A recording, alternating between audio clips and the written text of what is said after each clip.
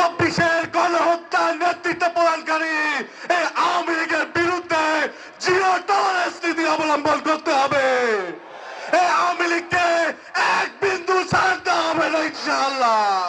সম্মানিত উপস্থিতি, আপনারা জানেন দীর্ঘ 16 বছর ধরে গুম, খুন, হত্যা, নির্যাতন, লুটতরাজ, চাঁদাবাজির মাধ্যমে আমাদের এই বাংলাদেশকে ব্যর্থ রাষ্ট্রে পরিণত করার চক্রান্ত করা হয়েছিল।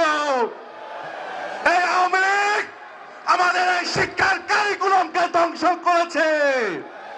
এই আওয়ামী লীগ আমাদের ছাত্র সমাজকে মাদক নিয়ে নষ্ট করার চক্রান্ত করেছে। এই আওয়ামী লীগ বিগত আমলে 28 লক্ষ কোটি টাকা এই দেশ থেকে পাচার করেছে। আপনারা জানেন এই 28 লক্ষ কোটি টাকা দিয়ে কি করা সম্ভব হতো? 95টা পদ্মা সেতু এই 28 লক্ষ কোটি টাকা দিয়ে নির্মাণ করা সম্ভব হতো। অথচ তারা আমাদেরকে শোনায় তারা নাকি আমাদেরকে উন্নয়নের মহাসড়কে নিয়ে গেছে। কি উপহাস, কি পরিহাস।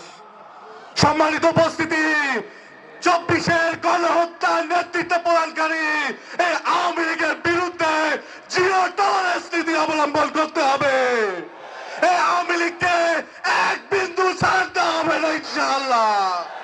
আপনারা জানেন আমাদের কুড়িগ্রামের বোন ফেলানি সহ বিগত 2009 থেকে 2024 পর্যন্ত 588 জনকে আমাদের ভাই বোনকে বিএসএফ গুলি করে নির্যাতন করে হত্যা করেছে, যার একটিরও বিচার এখন পর্যন্ত হয়নি।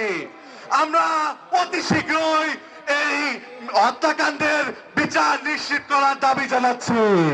সম্মানিত উপস্থিতি, ভারতীয় আধিপত্যবাদের বিরুদ্ধে আমাদের এই সংগ্রাম চলবে ইনশাআল্লাহ।